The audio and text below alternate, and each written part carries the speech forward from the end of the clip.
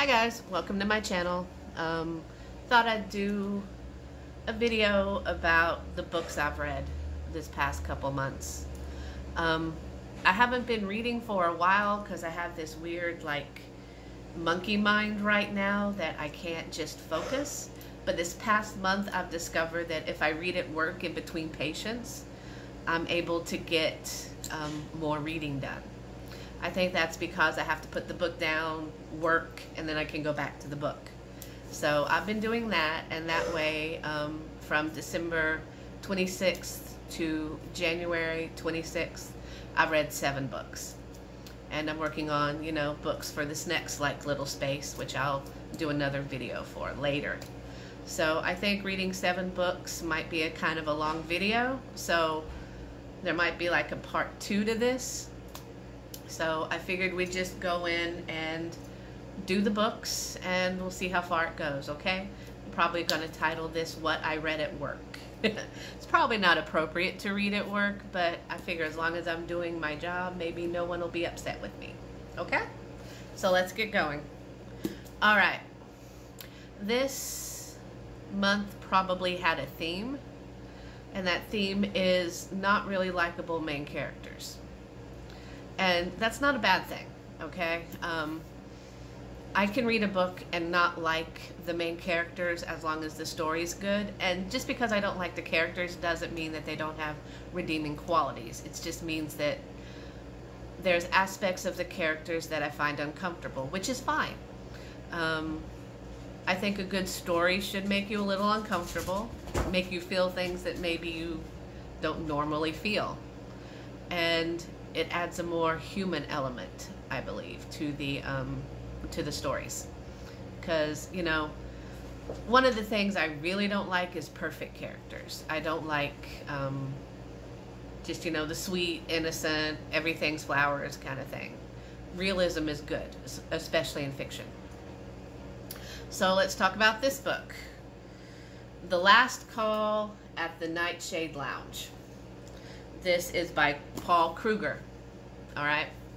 Now, this is one of those random books. I didn't know anything about the author or anything. I basically just picked it up, I guess, from the cover. And the cover's not all that great.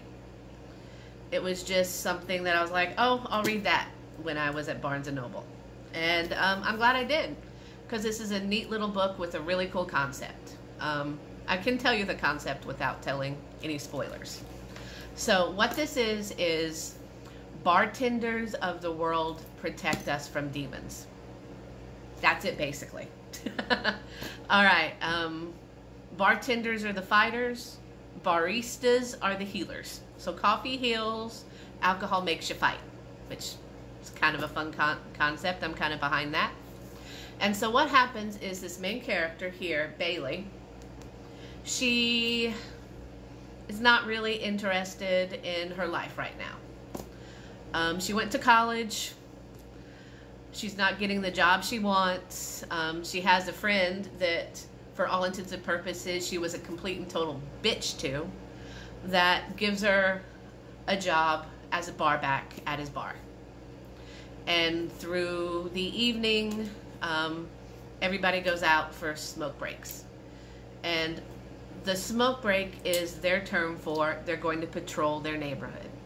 Because in between each bar is your patrol area. And that's where, when you go for smoke breaks, you go and you fight these demons that are going after people.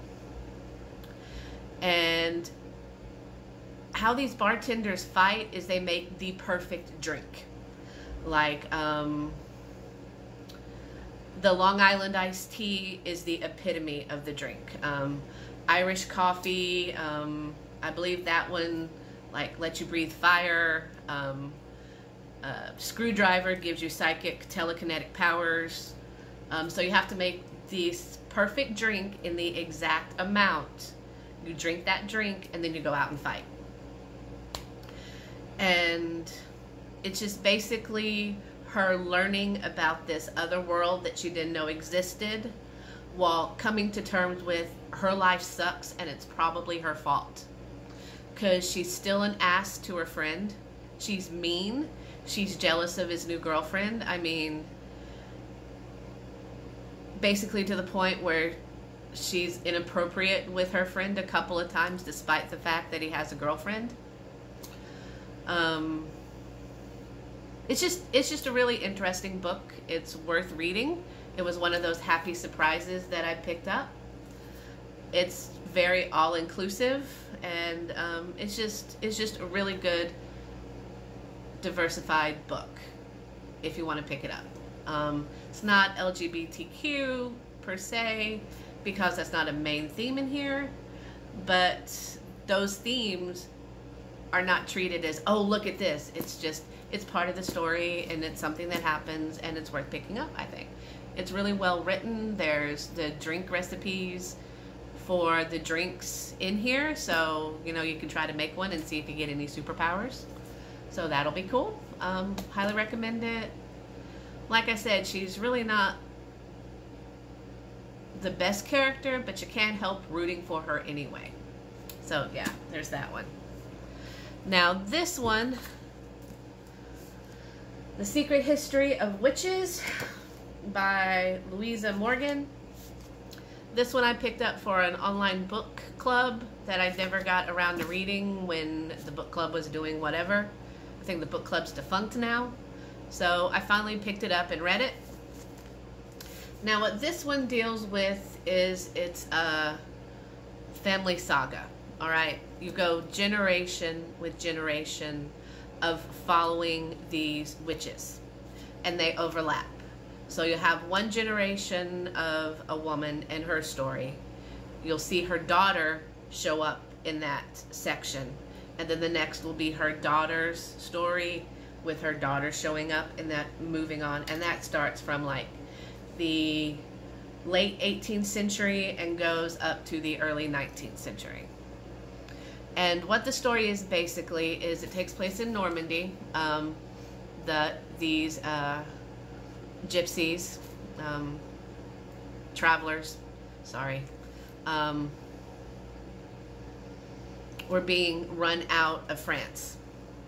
The church was hunting them down.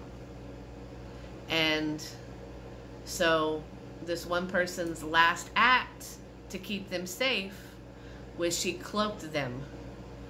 And then they watched as the church sped past her. And then she died.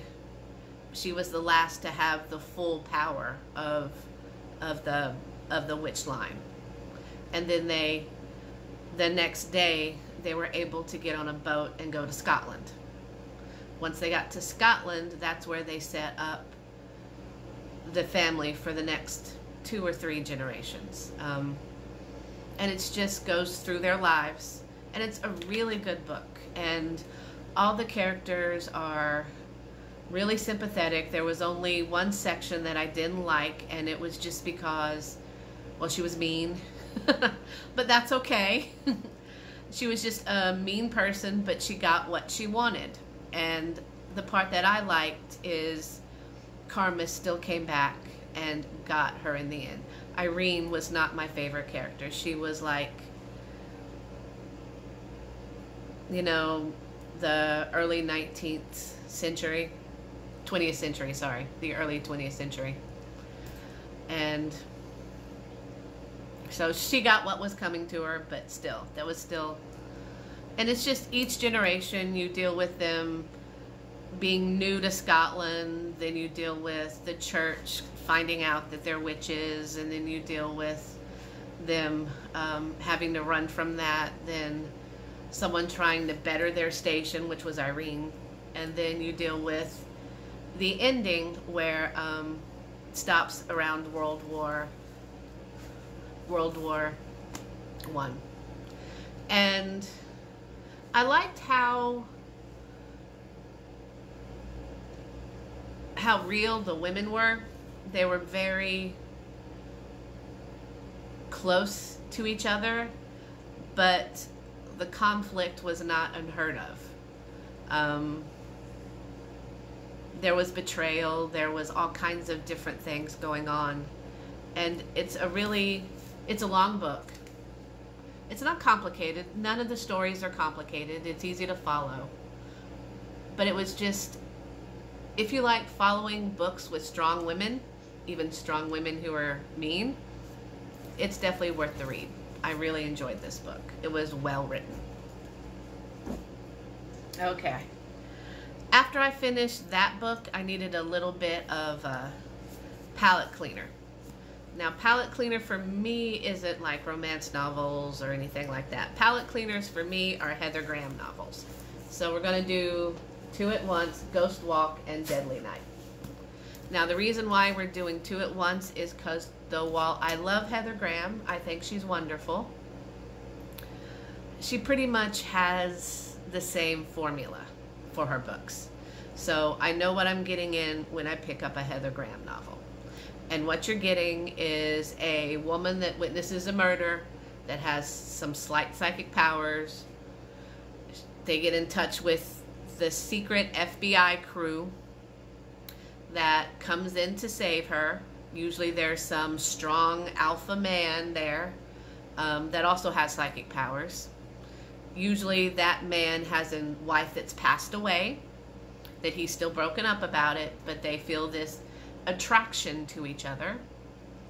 And then she gets kidnapped at some point and he has to go save her, and then ghosts come in and help them save her, and then that's the end of the story. Are they like phenomenal books? Not really. Are they fun to read? Yeah. Sex scenes are usually like a page and a half, not that detailed. It's just, you know, half of the time I skip them. But they're just fun, neat little books to read every now and then that I just, when I need brain candy. So I really like Heather Graham. The alpha males in her books are not as bad as the alpha males in some bodice rippers, you know. Those are like, don't touch my woman, and I just can't handle those anymore. I used to like them when I was younger. I can't read them now. Okay. So let's talk about Arrowwood by Mick Finley. All right, Arrowwood is part of a Sherlockian genre that I really like. I like to read books that deal with Sherlock Holmes, the era of Sherlock Holmes, different takes on Sherlock Holmes. I've read so many Lovecraft Sherlock Holmes books, it's not even funny. But I just like that kind of novel. I like them using Sherlock Holmes, Dr. Watson, that kind of thing. It's just fun for me. And this one is a little bit different, okay? Arrowwood is a detective.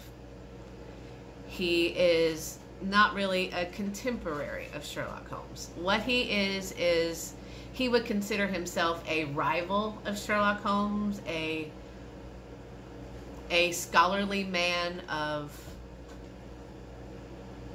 the study of human nature. But Sherlock Holmes probably doesn't even really know he exists. While Sherlock Holmes does high-profile cases for the rich and famous, Arrowwood does it for the Lower East Side of London. He is the poor man Sherlock Holmes, and he knows it, and he resents it. And he's not really a good person. He's not a bad person. He's just a person. He's fat. He's overweight. He visits whores. His wife left him because he's gross. He has gout. He's just not a striking figure that Sherlock Holmes is. And his cases, because they are from the poor, do not get the kind of recognition that he feels he deserves. But yet still, he's a good person. He takes care of the people that he cares about. His Dr. Watson, who I can't remember the name right now. Oh my God. It's like I read this at the beginning of the month a long time ago, so I don't remember, but he generally cares about his Dr. Watson. He genuinely cares about his sister who shows up halfway through the book. He genuinely cares about the young boy that he uses as his errand boy. his Dr. Watson, who tells the story of Arrowwood, he's the likable character. He's the sympathetic character. Your heart bleeds for him every time something happens to him on this page. But he also shows you the kindness of Arrowwood, as well as the not kindness of Arrowwood. One of the cool things about this book is when Arrowwood's sister shows up, Justine. His Dr. Watson doesn't really like her. He finds her busybody, overbearing, and throughout the book, his opinion of her changes. I wouldn't really say a love interest, more like he appreciates her more. He understands where she's coming from, and he begins to see her basically as a whole person, as opposed to somebody that's, you know, just an annoyance. And I really like the character development in this book. It's a 3-book series so far. I've only read this first one. I do plan on picking up the others. I just don't know when. Most of these books are me working through my huge to-be-read pile. So you're not going to see a lot of, you know, bestsellers or popular books. You're going to see books that I like to read. And books like this are definitely one of them. I would recommend this book. This is, the main plot of this book is a woman comes to Arrowwood to help her, for him to help her find her brother. And throughout this book, it leads to human trafficking, Irish independence, gun running, murder. There's just a whole bunch of different things that goes on with this. And the more involved Arrowwood gets, the more sympathy that he has for those that are involved. And he follows it to the end. He doesn't, even though he feels he doesn't have all of the information that he needs, he still continues on trying to solve this crime for this woman. It's a really good book. Highly recommend it. I would pick this one up if you like this kind of thing. All right. This one, The Book of Speculation by Erica Swiler. Sorry. Now, this book is interesting. I really enjoyed it. This book is very lyrical. It's very poetic. It's written wonderfully. What this book is, it's this young man who works for the library receives basically a book from a rare book collector. And this book is actually a book about his ancestors. He knows his ancestors were involved with the circus, with traveling carnivals, sideshows, and his sister is also part of the sideshow and traveling circus. She's very nomadic. She's written as supposed to be this this tragic figure, and to be honest, I really can't stand the sister. I think the librarian, he's more the tragic, sympathetic character, but I digress. That's really not the point of this. And what happens to the women in his family that all are part of the circus, that all worked for the circus, that all were part of sideshows? They were all swimmers and mermaids. And they all died very young by drowning. And basically it's him trying to figure out what kind of curse is on his family so he can save his sister. And all the tragedy that's in his family that he's trying to stop, that he's working so hard to stop. And he lives in this small town in Maine, and he lives in a house that overlooks, that's on a cliff that overlooks the sea. Water's a big thing in this book. And you can almost, it's almost like a House of Usher kind of thing. The more his house erodes, the more he desperately tries to keep his family together. And it's a really good book, and I highly recommend reading this one. This one's fantastic. This was probably my favorite book out of all of the ones that I've read. This one here. A book of speculation. Definitely recommend. All right. The last book that I read was The Cabin at the End of the World by Paul Tremblay. Now, I've seen this author around. This isn't the book that I've seen the most from him. There was one, A Head Full of Ghosts, which I picked up and I read that I'm reading now. So I'll have that on the next one. This one here, for some reason I just read it first. This book is disturbing. That doesn't make it any less good. It's a horror, dystopian, family invasion book. And this book will stick with you for a while. Basically what this book is this couple, two gay men, have adopted a young daughter. And they go on vacation to a cabin in the woods.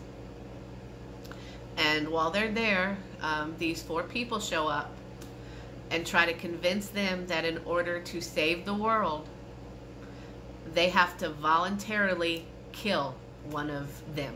Not the people that showed up, the couple and the young daughter. One of them has to voluntarily sacrifice themselves so the world won't end. Now, these people show up and they have their version of proof. It's not necessarily like concrete or anything anybody can get behind. I couldn't get behind it. I mean, and I was reading the book and I was in everybody's heads. And I was like, this is seriously fucked up. But it's them dealing with the fact that not only are these 4 people possibly crazy, talking about trying to convince them to kill one another, and they're trying to convince them that in order to do it, you know, save the world, this has to happen. And the end of the world is already happening. And the thing about this book is you're not sure what's going on. Are the people right? Because there's probably enough evidence in this book to make you wonder. Or are they just crazy? And then you're watching how this family is dealing with this situation. And it's pretty disturbing. It's not a groundbreaking plot. I think I've read this book and seen this movie several times, but it's so well written, and it's just, it was really good.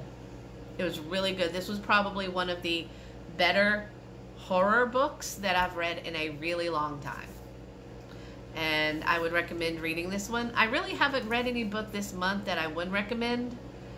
There was one book that I didn't finish. I thought about talking about it, but I decided not to. It was just, you know, why do I want to bring up a book that I didn't enjoy? I kept saying, I'll just read the first 70 pages, and then if I'm not interested in that book, then I'll put it down. But I'm like, why would I want to waste 70 pages on a book I'm not enjoying? So that's it. Those are the books I read. Oh, there was actually one other one that I read, but I've read it before. A Fine and Private Place by Peter S. Beagle. He's the guy that wrote The Last Unicorn. This one takes place in a graveyard, and it was really good. I think I appreciated it more this time around than I did when I read it when I was really young. So yeah, those are the books that I read. I'd recommend picking them up all. I mean, if you're into reading and you like books, I think all of those were really good and really worth passing on. So I'll see you next time, and have a good day.